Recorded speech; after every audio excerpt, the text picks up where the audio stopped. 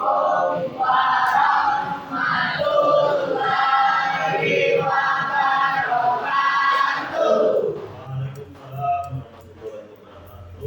Selamat pagi semuanya. Gimana kabarnya hari ini? Merasa berbeda ya dari kemarin ya? Hari ini ada yang nggak masuk? Yang kemarin ya? Udah ada kita. Oh iya. Baik, sebelum mulai pembelajaran hari ini, silakan ketua kelas dipimpin terlebih dahulu supaya berjalan dengan lancar. Silakan. Siap, gerak. Berdoa mulai.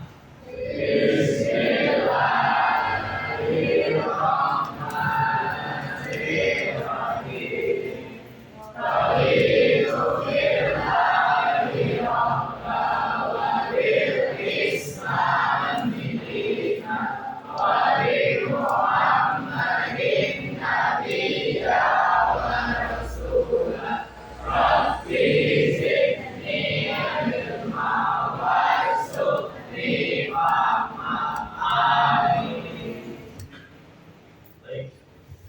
Seperti yang sudah saya sampaikan kemarin, bahwa hari ini akan dilaksanakan penilaian.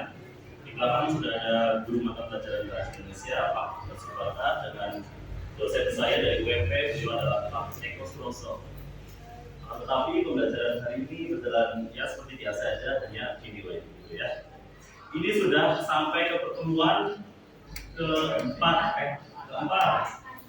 Sudah 2 pekan saya menemani dan mendampingi pembelajaran bahasa Indonesia kalian dengan materi apa? Teks geografi ya. Bosan gambar pertemuan geografi terus. Enggak ya. Oke, saya akan sedikit mengulas sebelum lanjut ke pertemuan materi keempat ini. Pertemuan pertama kita itu mempelajari apa juga yuk? Geografi secara pengertian apa? Yang masih ingat nggak? Geografi berasal dari nami. Ya, biasa. Betul. Kalau dari teks geografi itu sendiri, itu adalah sebuah teks yang isinya apa? Betul. Yang menceritakan kehidupan seorang tokoh, gitu ya.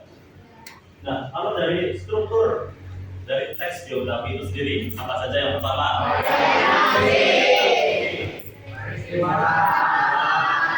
Terus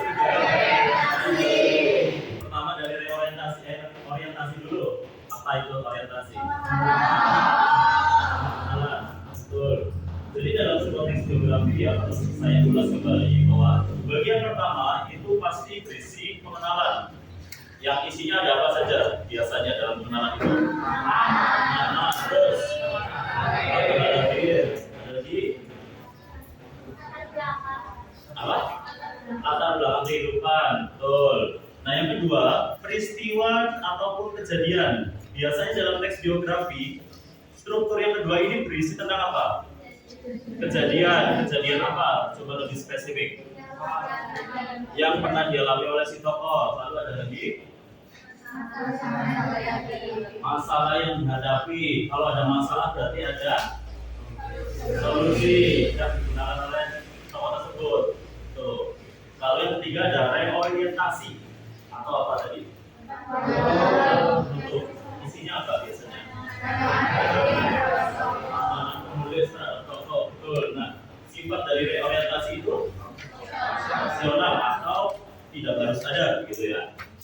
Lalu kita juga sudah belajar yang namanya teks rekon. Sudah saya sampaikan kemarin bahwa rekon dan biografi itu sudah 11, tidak terlalu jauh berbeda. Tapi apa kira-kira yang membedakan teks rekon dan biografi yang paling menonjol? Kalau di teks rekon itu berisi apa? Pengalaman hidup si tokoh tersebut.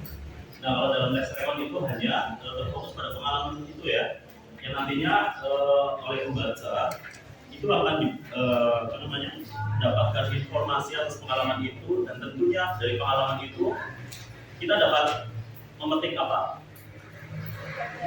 Pelajaran hidup, betul, dari si pengalaman si tokoh itu.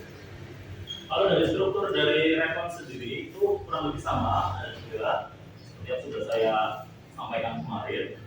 Lalu kemarin pertemuan ketiga itu ada kita mempelajari apa coba? Tanda baca dan apa satu lagi? Harapan. Masih ingat ya peran-peran tanda baca seperti titik, koma. Kalau tanda petik buat apa coba kemarin? Kutip apa? Kutip judul, terus apa? Kutipan seseorang, betul. Lalu kemarin kita belajar juga cetak diri dalam sebuah teks geografi itu untuk apa? Betul, menyebutkan merek atau sebuah apa ya namanya ya, brand gitu ya. Terus apa lagi kemarin tanda baca yang dipelajari? Kurung, ya betul. Perannya sebagai apa dalam sebuah teks? Ulangan atas apa? Atas singkatan bisa akronim gitu ya.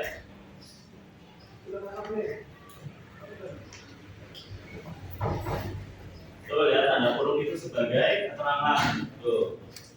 Oke teman-teman, pada pertemuan 4 ini setelah kita memahami teks geografi dari segi pengertian, ciri-ciri, struktur, lalu respon juga, lalu penggunaan tanda baca dan juga kata serapan, kita akan mempelajari pada materi keempat ini adalah kaidah atau kebahasaan yang digunakan dalam sebuah teks geografi. Oke, bisa ditampilkan. Coba dibaca bareng-bareng pengertian kaidah dari kebahasaan itu sendiri. Kaidah kebahasaan adalah aturan dan ciri penggunaan bahasa yang mengatur pemilihan kata, susunan kalimat, penggunaan tanda baca, serta unsur kebahasaan tertentu dalam suatu teks agar informasi tersampaikan dengan jelas, utuh, logis, dan sesuai dengan tujuan serta jenis teks yang digunakan. Terima kasih. Pengertian kaidah kebahasaan. Ada yang bisa menyimpulkan dari penjelasan ini secara singkat apa itu? Aturan. Aturan dari apa? Dari berbahasa. Jadi perlu kalian pahami bahwa kita dalam berbahasa, entah itu dalam berbicara maupun menulis, itu kita harus memperhatikan yang namanya aturan. Atau dalam bahasa Indonesia itu disebut dengan kaidah. Aturannya itu salah satunya apa? Bisa disebut apa? Kemarin kita mempelajari. Ya, salah satunya adalah memperhatikan tanda baca. Fungsinya biar apa? Supaya apa? Kita kok harus menggunakan tanda baca yang baik atau sesuai, supaya jelas, supaya tidak timbul ambiguitas, lalu supaya maknanya bisa tersampaikan dengan baik. Lalu selain tanda baca, apa lagi kaidah dalam bahasa?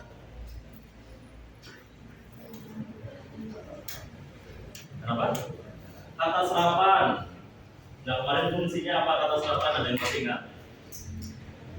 Dari pengertian dulu, kata serapan itu adalah kata yang berasal dari bahasa asing. Betul. Nah fungsinya apa? Kita kok bahasa Indonesia harus menyerap dari bahasa asing. Kemarin disebutkan bahasa mana aja? Arab, terus Inggris, Belanda. Yang paling dominan bahasa apa? Belanda. Ada tahu alasannya? Ya betul, karena Indonesia lama di Belanda. Nah itu adalah apa namanya? Pengertian dari sebuah kata serapan. Lantas apa sih fungsi dari kata serapan itu sendiri? Kenapa kok kita harus mengupdate bahasanya, bahasa kita? Kenapa kita harus terus berkembang secara bahasa? Apa? Memperkaya kosakata. Ada lagi?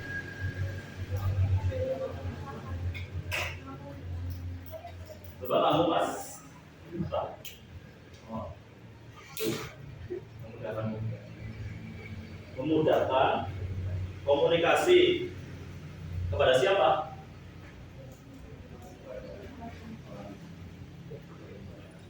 Ya, atau kita bisa meluaskan makna secara kemarin apa? Universal secara keseluruhan gitu ya. Lalu kaidah bahasa ini harus dijelaskan secara runtut dan logis serta sesuai dengan tujuan serta jenis teks yang digunakan. Oke, terus selanjutnya. Nah, ini ada tujuan kaidah kebahasaan. Ayo baca lagi coba. Tujuan kaidah kebahasaan adalah menulis dan membaca memahami isi teks secara tepat dengan memastikan penggunaan bahasa yang jelas, runtut, logis, dan sesuai dengan jenis serta tujuan teks, sehingga informasi, gagasan, dan pesan dapat disampaikan secara efektif dan tidak menimbulkan salah tafsir. Nah, itu adalah tujuan dari kita berbahasa yang baik. Tadi sudah disebutkan supaya dapat mudah dimengerti, supaya tidak menimbulkan ambigu, dan maknanya bisa tersampaikan oleh si pembaca. Dari pengertian dan tujuan ada yang ditanyakan. Cukup. Ya, ini bisa dicatat secara poin-poin aja tadi pengertian apa, tujuan apa, gitu ya. Lalu selanjutnya kita akan masuk pada jenis-jenis kaidah bahasa. Nah, ini ada unsur bahasa itu ada 6. Ada kata ganti atau pronomina, ada kata ganti material, kata sifat atau adjektiva, kata kerja pasif, kata kerja aktivitas mental, dan terakhir kata-kata penanda urutan waktu. Nanti kita akan mempelajari satu persatu dari unsur bahasan dari teks geografi itu. Yang pertama, kata ganti orang atau pronomina. Di situ ada kata ganti orang pertama, kedua, dan ketiga. Coba kalau kata ganti orang pertama dibaca, yang tunggal. Yang sama. Jadi kata ganti orang pertama itu untuk menyatakan diri sendiri atau keakuan. Ya, makanya kenapa untuk kata gantinya selain kita menyebut nama, contoh nama siapa? Sena. Misal untuk mengatakan Sena akan berangkat sekolah, itu kan ada bisa diganti. Misal aku akan berangkat sekolah. Saya akan berangkat sekolah. Nah, kalau Sena berangkatnya bareng ini berempat, nyebutnya apa? Kami atau kita ya. Itu adalah bentuk jamak dari kata ganti orang pertama. Lalu yang kedua, siapa dibaca kata ganti orang kedua? Lalu jamaknya? Nah, kalau tadi kata ganti orang pertama itu untuk menyatakan kita atau diri kita secara sudut pandang kita sendiri, maka kata ganti orang kedua itu menyebutkan orang yang sedang mengobrol dengan kita atau orang yang kita tuju secara langsung. Misal kamu namanya Akbar mengobrol dengan, ya misal tanya, Lutfi ya, misal Akbar tanya, Lutfi udah ngerjain PR belum? Nah itu kan bisa diganti sebagai bentuk pronomina, sebagai apa? Kamu udah ngerjain PR belum? Nah kalau ternyata Akbar nanyanya ke temennya Lutfi juga, yang 5 orang misal, nanyanya gimana? Kalian, nah sampai sini paham ya? Untuk tanya orang kedua. Lalu kata ganti orang ketiga. Nah ini yang perlu dipahami secara seksama, karena kedua dan ketiga itu kadang agak membingungkan atau keliru ya. Kata ganti orang ketiga itu berperan untuk menyebutkan dia yang lain yang tidak sedang berkomunikasi dengan kita. Paham? Misal lagi kamu siapa namanya? Ya, Well siapa? Oh, Well kamu? Yoga. Misal Well dan Yoga itu sedang membicarakan orang lain, membicarakan misal Akbar. Ya. Akbar kemarin bolos, katanya belum ngerjain PR. Nah kata ganti Akbar itu bisa diganti dengan iya dan dia juga bisa. Tapi kalau beliau cocok bagi kita kira? Ada mana cocok?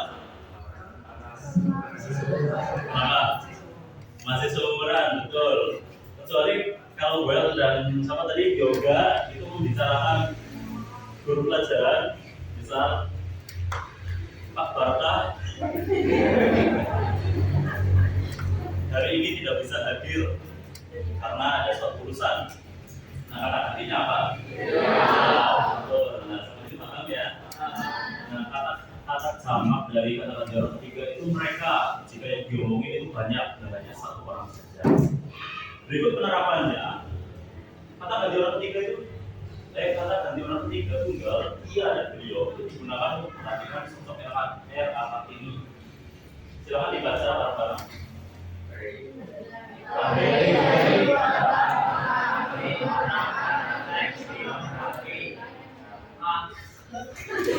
dibaca.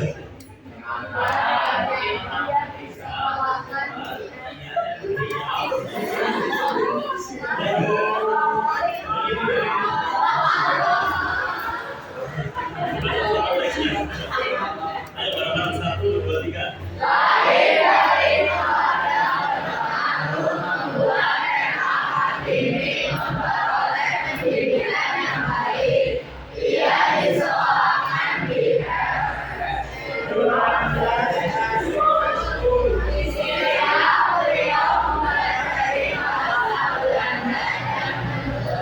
Oke, sekarang tentukan pronominanya yang mana? Ya, terus nah, gitu ya. Untuk kata ganti orang atau pronomina. Kalau di sini paham? Selanjutnya ada kata kerja material. Kata kerja itu memiliki jenis ya. Tidak hanya kata kerja secara umum saja, tapi yang pertama itu ada material. Material itu apa kira-kira? Ya, aktivitas yang menunjukkan tindakan fisik begitu ya, yang terlihat, yang bisa dirasakan. Contohnya ada di kalimat itu, Ki Hajar Dewantara membentuk Komite Bumi Putra. Membentuk itu adalah suatu kata kerja. Artinya Ki Hajar sedang melakukan tindakan, betul. Tindakan apa? Betul. Bentuk berasal dari kata apa? Bentuk yang diberikan imbuhan.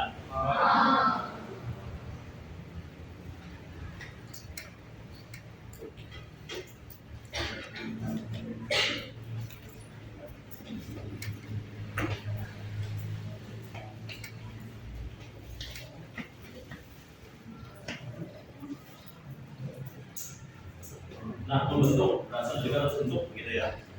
Jadi dalam sebuah kata kerja itu subjek atau Ki Hajar Dewantara itu harus sedang melakukan sesuatu yang sifatnya itu fisik, bukan perasaan, tapi fisik. Membentuk artinya kan itu menciptakan sesuatu yang ada nanti hasilnya. Lalu lanjut, ia bekerja sebagai wartawan di beberapa surat kabar. Bekerja, kalau tadi berasal dari kata bentuk, lalu mendapati imbuhan dari membentuk. Lalu kalau kata bekerja itu berasal dari kata apa? Kerja. Mendapatkan imbuhan jadilah kata kerja. Kalau hanya kerja itu artinya bukan kata kerja, tapi itu masih bersifat pasif. Nah, di sini Ki Hajar Dewantara bekerja sebagai wartawan, artinya ia melakukan sebuah aktivitas fisik, aktivitas yang menimbulkan hasil atau secara terlihat. Bisa dipahami? Nah, yang ketiga ada kata sifat atau adjektif. Ini salah satu itu ada 3 contoh. Silakan dibaca. Yang pertama, nah kata sifatnya yang mana? Andal. Andal itu ada yang tahu apa? Andal, betul. Berasal dari kata andal. Jadi kata sifat atau adjektif itu adalah sifat yang sifatnya itu tidak materi, tidak terlihat, tapi itu menempel dalam diri kita. Misal contoh, Yoga sangat pandai dalam mata pelajaran matematika. Gitu. Di mana kata sifatnya? Pandai. Karena itu menempel dalam diri Yoga. Gitu ya. Jadi kata sifat itu sebuah sifat apapun itu, tidak hanya sifat-sifat baik, mungkin sifat-sifat buruk juga. yang menempel dalam diri kita. Jadi ketika kalian membaca sebuah teks biografi, kalian akan sangat sering ya menemukan sebuah adjektif atau kata sifat untuk biasanya untuk apa fungsinya? Kalau ketika kita sedang membaca teks Ki Hajar Dewantara, dan di situ terdapat banyak sekali kata sifat. Ki Hajar Dewantara sebagai ini, dikenal sebagai ini, yang ini fungsinya kira-kira apa? Apa? Menjelaskan sifat atau menunjukkan kemampuannya gitu. Nomor 2, kalimat kedua, silakan dibaca Mas Radit. Tulisan-tulisannya sangat komunikatif, tajam, dan patriotik. Nah, komunikatif, tajam, dan patriotik. Siapa yang memiliki sifat itu? Dan apa? Jadi perlu dipahami bahwa kata adjektif atau sifat itu tidak menempel hanya pada seseorang, tapi juga apa? Tulisan-tulisan atau benda, gitu ya. Misal, lukisan ini sangat indah, komposisi warnanya itu harmoni, indah. Itu kan sifatnya siapa? Lukisan. Nah, itu yang dihasilkan oleh seseorang. Oke, paham ya sampai sini ya? Kalimat ketiga, silakan kamu. Mas siapa? Zidan. Kelihatan nggak? Nggak kelihatan. Ya ada. Apa? Ya. Baiklah. Nanti memiliki gaya permainan yang unik dan tangguh. Oke, terima kasih. Susi Susanti memiliki gaya permainan yang unik dan tangguh. Unik dan tangguh, sifatnya siapa? Berempat. Gaya permainan dari nah, itu adalah sebuah kombinasi ya. Jika sifat itu ada pada sebuah aksi atau sebuah barang, itu nanti akhirnya akan merujuk kepada si pelaku, dan si pelakunya adalah Susi Susanti. Itu adalah adjektif, paham ya? Jadi tadi sambil ditulis apa? Tulis. Ya. Lalu ada kata kerja pasif. Kalau tadi kata kerja material, dua kata kerja yang bersifat secara materi, secara apa namanya terlihat, bentuk, gitu ya. Kalau sekarang kata kerja pasif. Coba dibaca bareng-bareng penjelasannya di atas. Kata kerja pasif berupa kata kerja yang subjeknya dikenai suatu pekerjaan. Umumnya kata kerja yang memiliki hubungan di atau ter. Oke, ada contoh kalimat. Ia dibesarkan di lingkungan keluarga keraton Yogyakarta. Ki Hajar Dewantara dipercaya Presiden Soekarno untuk menjadi menteri. Kira-kira apa kesimpulannya? Kata kerja pasif itu perannya sebagai apa?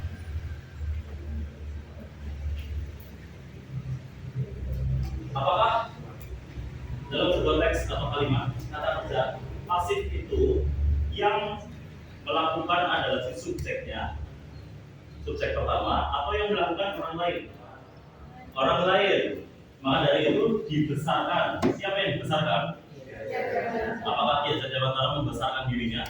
Tidak. Siapa yang membesarkan? Keluarganya, gitu ya. Jadi begitu kata kerja pasif.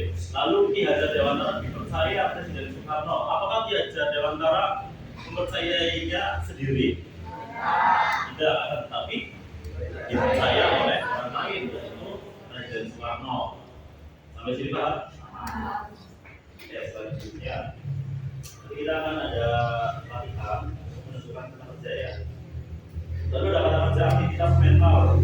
Nah, kata kerja ini cukup ada banyak, jadi mohon dipahami secara bersama.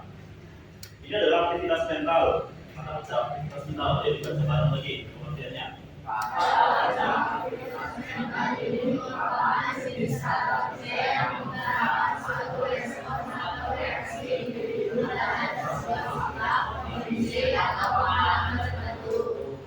Oke, tadi kata kerja material, salah contohnya dalam bentuk barang.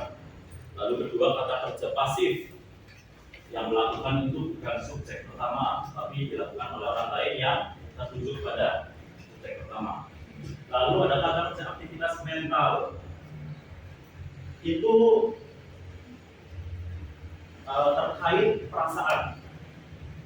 Ketika kita mengutarakan perasaan kita, misal aku sedih karena hari ini misal sedih kenapa? Uangnya hilang. Nah, sedih itu bisa menjadi karena kerja aktivitas mental karena sedih itu sifatnya perasaan. Lalu, apakah hanya sedih? Apakah hanya gembira yang dapat dikatakan sebagai kata kerja aktivitas mental? Tidak. Ketika kita mengiyakan atau menyetujui pendapatnya, misal Mas Sena, menyetujui pendapatnya Mas Sena bahwa besok akan main ke suatu tempat. Menyetujui, apakah itu termasuk kata kerja aktivitas mental? Ya. Betul. Menyetujui itu berasal dari perasaan, sebuah aktivitas rasa. Aku setuju denganmu, aku mengiyakan kamu. Nah, itu merupakan kata kerja aktivitas mental ya. Bisa dipahami? Bisa ya. Oke, yang terakhir ada kata-kata penanda urutan waktu. Kalau kita tadi sudah mempelajari tentang kata sifat, kata ganti orang atau pronomina, terus kata kerja atau jenis. Lalu ada kata-kata penanda urutan waktu. Baca bareng-bareng dulu pengertiannya.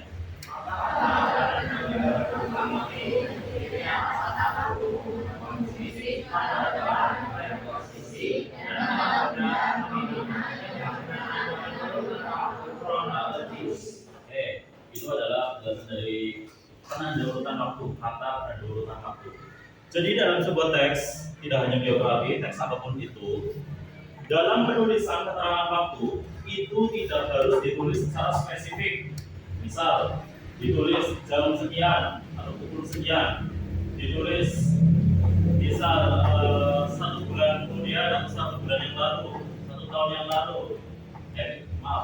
Disebutkan misal bulan apa, Februari, disebutkan juga tahun yang sekian secara spesifik, tidak. Karena dengan tujuan supaya menimbulkan efektivitas dalam sebuah teks, maka ada yang namanya kata ganti penanda urutan waktu. Contohnya nomor 1 dibaca, silakan ya dibaca. Pada masanya, Ki Hajar Dewantara dikenal sebagai penulis novel.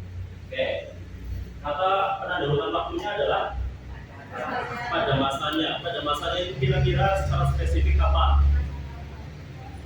Nah, betul. Kita kan sama-sama tidak tahu ya. Tetapi peran dari penanda urutan waktu ini untuk mengungkapkan secara efektif dalam suatu kalimat. Lalu yang kedua, silakan dibaca Mas. Akhirnya mereka dijual dengan Belanda sejak Agustus 1900. Oke. Kata penanda urutan waktunya ada di akhirnya dan sejak. Akhirnya itu berposisi di depan, itu artinya apa itu? Preposisi. Lalu sejak, berarti secara apa? Kronologis. Nah, akhirnya itu kan terikat dengan waktu. Akhirnya itu kapan? Apakah kemarin, 2 hari yang lalu, atau 2 hari setelah tanggal sekian? Nah, itu kan kalau disebutkan secara spesifik, maka kalimatnya tidak efektif. Maka dari itu digunakan apa? Kata ganti waktu. Akhirnya, lalu sejak. Nomor 3, silakan kamu dibaca.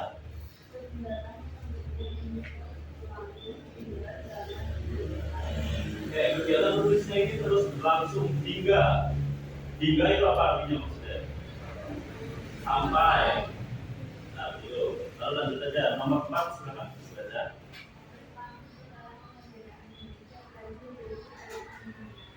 Oke, Jepang. Setelah kemerdekaan. Setelah itu berarti kapan? Setelah kemerdekaan. Ya, secara spesifik. Tahunnya 1945. Nah, penulisan tahun dalam sebuah teks itu juga bisa bisa diganti supaya lebih efektif dari menggunakan kata ganti nada urutan waktu. Oke, ada 6 sudah saya jelaskan sampai saat ini. Ada yang ingin ditanyakan? Atau ada yang mungkin belum mudah mencarikan 6 itu? Paham semua? Oke, saya ingin kalian berdiskusi secara kelompok untuk latihan menganalisis kaidah dalam sebuah les gitu ya.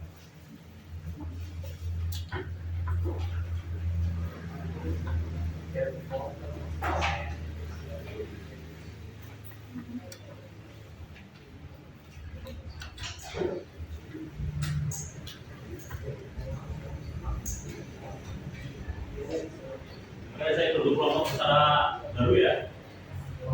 Ini 3 baris kalian aja ya.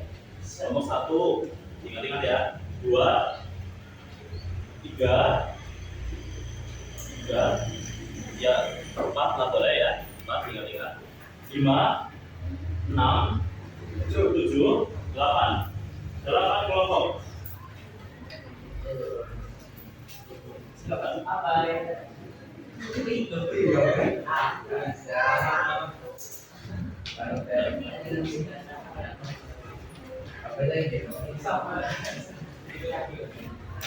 Ini ya.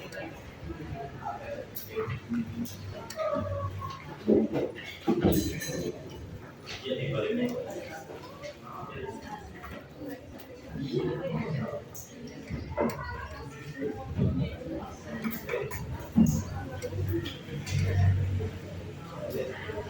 Di situ terdapat 3 teks geografi singkat, dan kalian tugasnya adalah temukan dari setiap teks itu ya, temukan gaya bahasa apa, kaidah kebahasaan apa yang digunakan dalam teks pertama, kedua, dan ketiga, lalu sebutkan di lembar kedua itu sebagai jawaban dan berikan alasannya. Misal kata tadi orang pronomina dalam teks pertama, alasannya apa? Kata ganti sifat adjektiva dalam teks kedua, misal alasannya apa? Gitu ya. Paham? Oke, silakan berdiskusi secara kelompok atas dasar pemahaman yang sudah saya terangkan tadi. Kalau ada yang bingung, silakan ditanyakan saja langsung.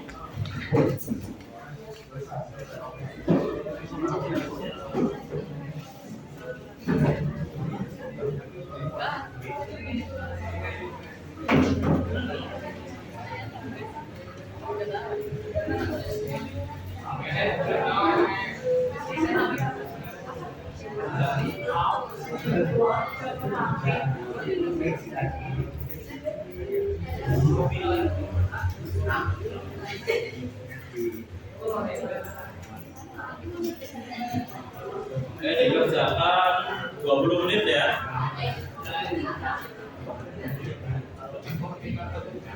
Ada yang belum dapat? Ada yang belum dapat? Sudah semua? Sudah ya. 20 menit. Lama atau enggak? Kalau 15 menit aja. 15 menit bisa lah ya.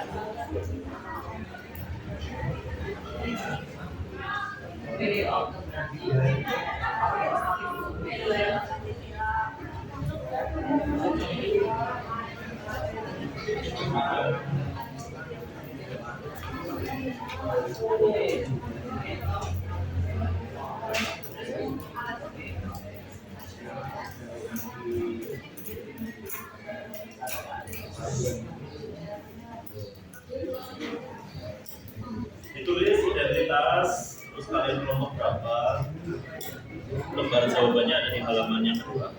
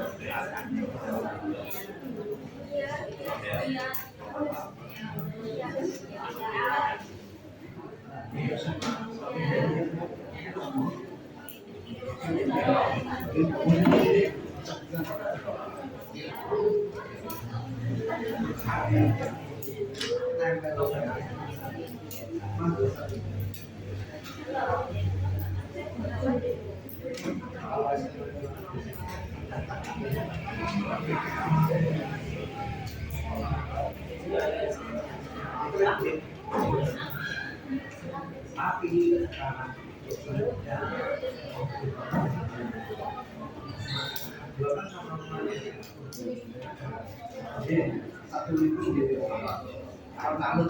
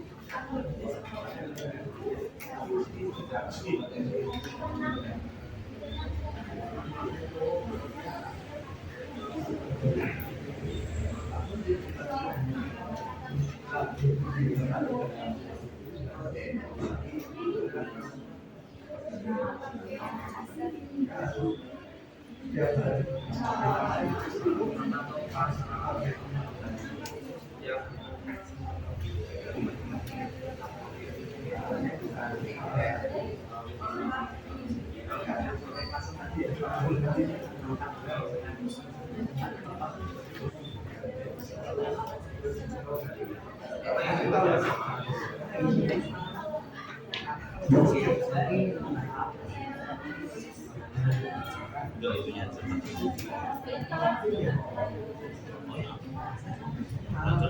selanjutnya itu rasanya kita siapnya.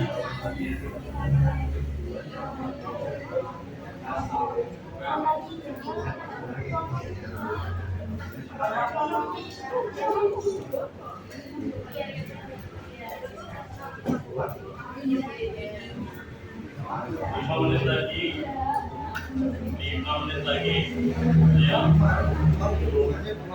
Senemunya kalian, senemunya kalian. Yo, 5 menit lagi yo.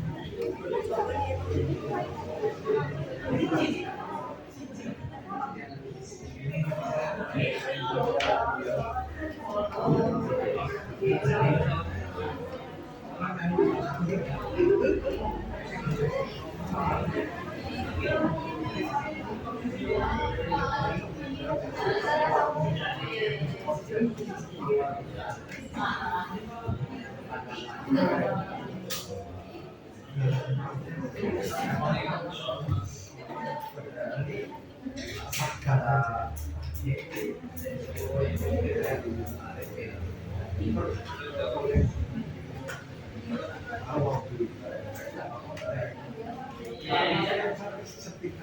menit lagi ya. 3 menit nanti kalian untuk presentasi.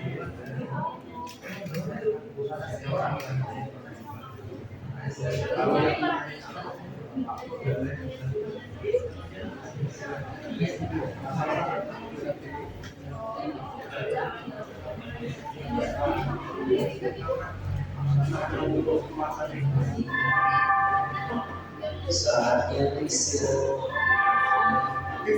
dan sudah bicara.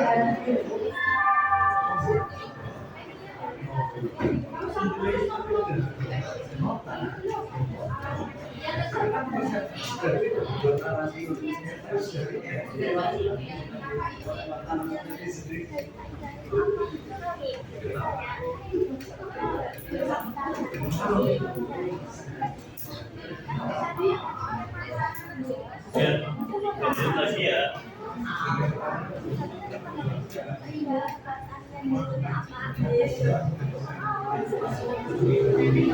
Dua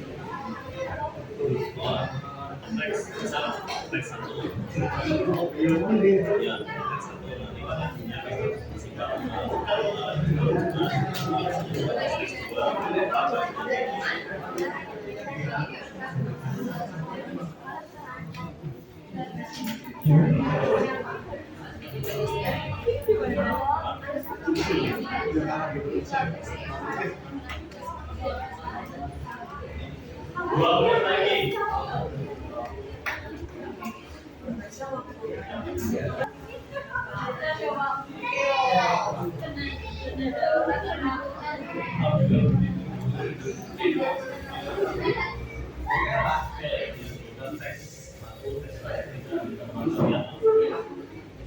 Silakan, yang lain boleh menyimak. Assalamualaikum warahmatullahi wabarakatuh.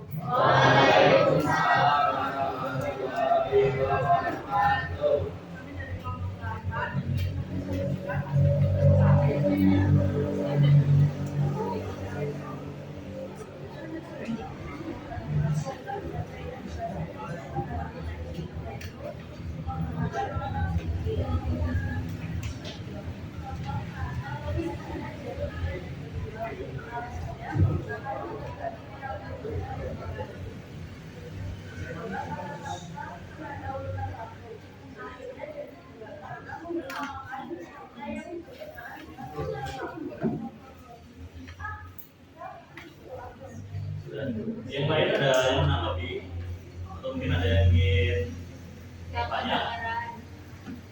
Enggak. Coba diulangi yang keras supaya yang lain.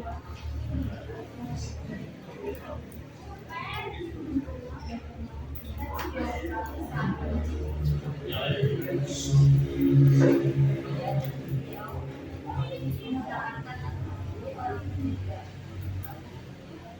Yang kedua kata-kata nada dengan waktu artinya dan juga karena menggunakan kata yang Mana yang lain ada yang menanggapi? Tidak ada. Tidak ada. Tidak. Sekian dari kami. Terima kasih. Assalamualaikum warahmatullahi wabarakatuh. Waalaikumsalam warahmatullahi wabarakatuh.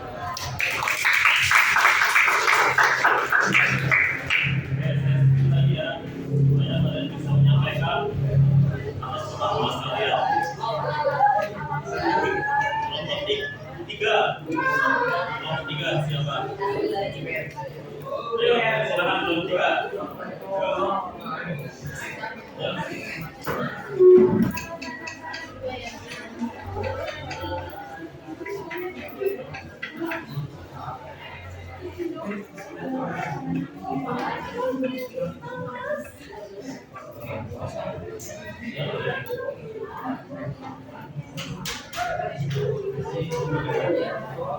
Assalamualaikum warahmatullahi wabarakatuh.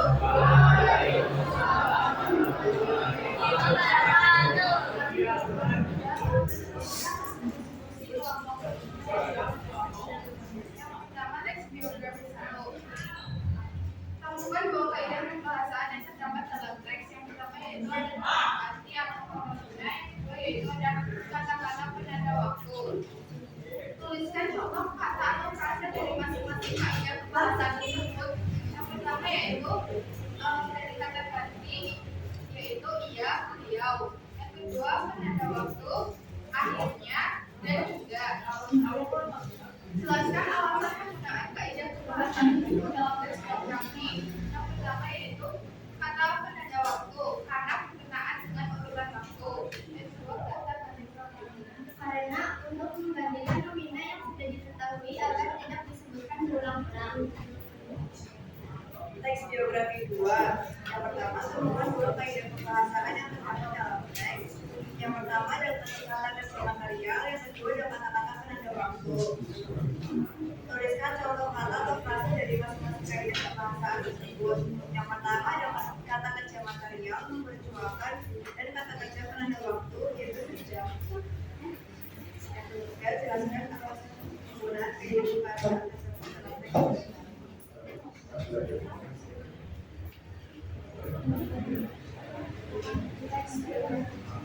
Yang pertama, merupakan dua kaidah pembahasan yang terdapat dalam teks. Yang pertama, kata kerja pasif. Yang kedua, kata kerja kata-kata penanda waktu. Yang kedua, tuliskan contoh kata atau frasa dari masing-masing kaidah pembahasan tersebut. Yang pertama, kata kerja pasif, dan bilang, dan benar. Kata penanda waktu. Yang lain ada yang ingin menanggapi? Ada? Ada yang ingin bertanya atau mungkin menambahi nggak apa-apa? Yang sekiranya dalam teks 1, 2, 3 itu belum disebutkan, tapi kalau kalian punya hasil lain, kenapa Pak sampaikan? Ada nggak? Tidak ada? Tidak. Diteruskan. Sekian dari kami. Terima kasih. Wassalamualaikum warahmatullahi wabarakatuh.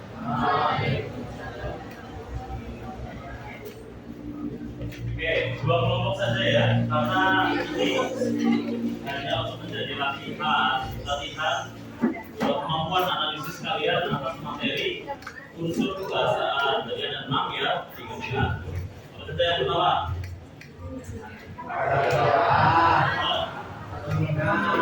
Terus kedua, sifat atau adjektif yang keempat, masih yang kelima,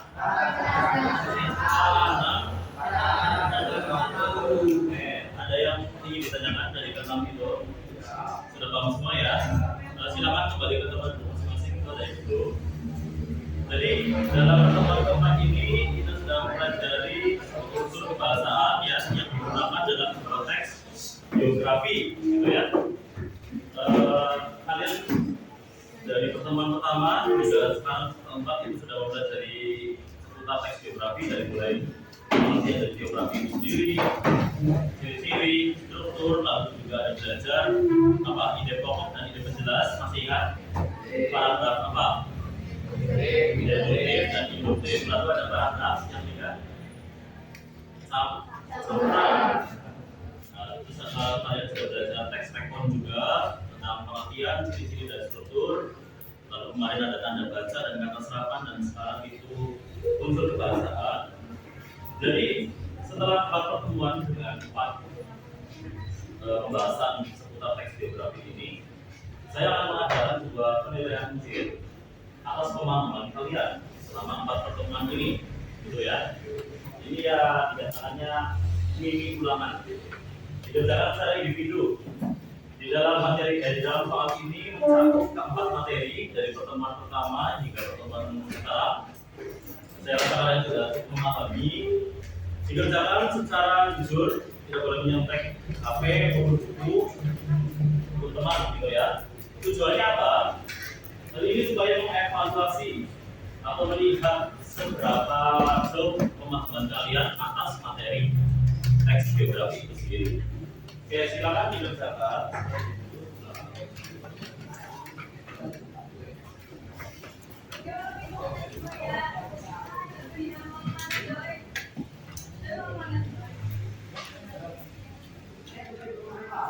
Langsung ulang.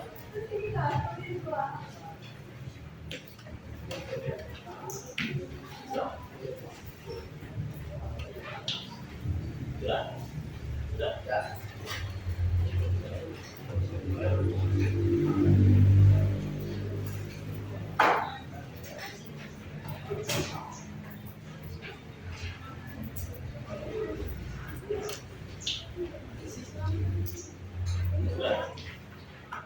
Enggak langsung di semoga caranya langsung di sini ya.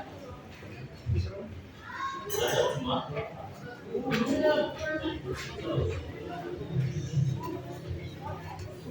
Ya.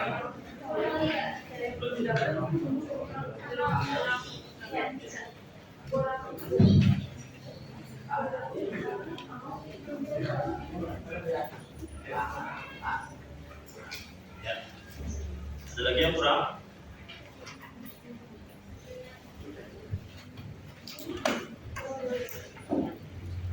Sudah semua ya? Kurang dua? Kurang dua?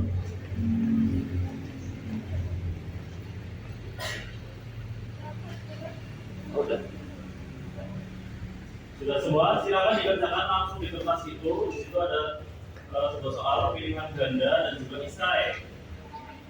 Kalian jawab dengan jujur, jawab dengan baik, jangan melihat catatan maupun HP.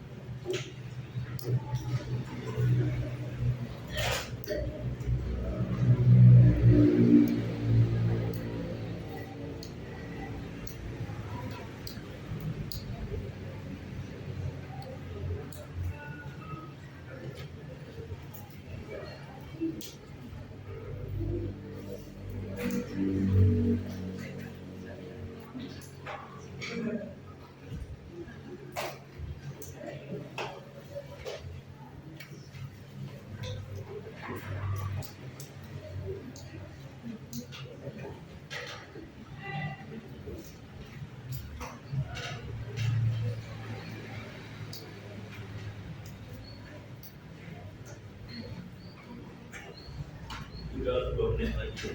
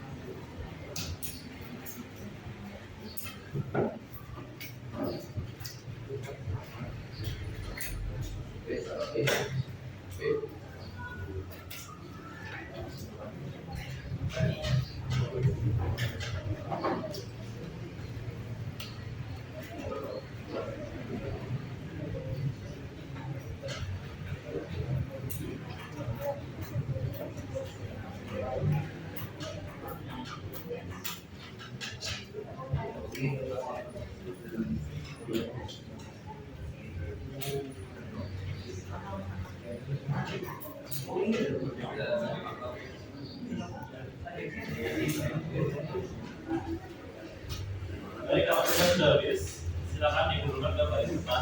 Silakan ke baris depan.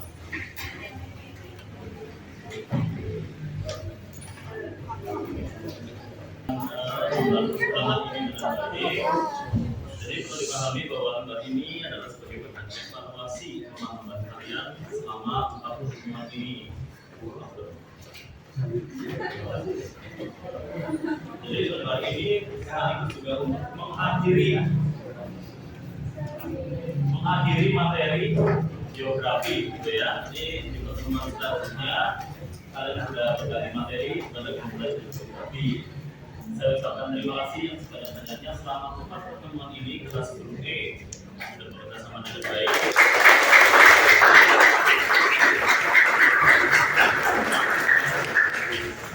Sudah bekerja sama dengan baik, mengikuti pembelajaran dengan aktif, dengan partisipasi yang baik juga. Semoga selama pertemuan ini bisa menjadi manfaat bagi kalian. Atas materi teks geografi itu sendiri ya. Jangan bosan-bosannya dipelajari ulang materi yang sudah selesai. Misal kematian dan sebagainya macam jangan dilupakan ya. Ini sudah pertemuan keempat. Di pekan depan saya sudah tidak mengajar di sini lagi. Jadi mulai pekan depan dengan materi baru, mulai dengan Mak Bakat atau guru materi Indonesia. Ya, jadi saya ucapkan terima kasih. Selama pertemuan ini saya mohon maaf bila masih banyak kekurangan atau ada kata-kata yang kurang berkenan di saya. Terima kasih sudah menjadi kelas yang baik, sudah menjadi semangat bagi saya untuk melaksanakan ya tugas saya praktek. Ya.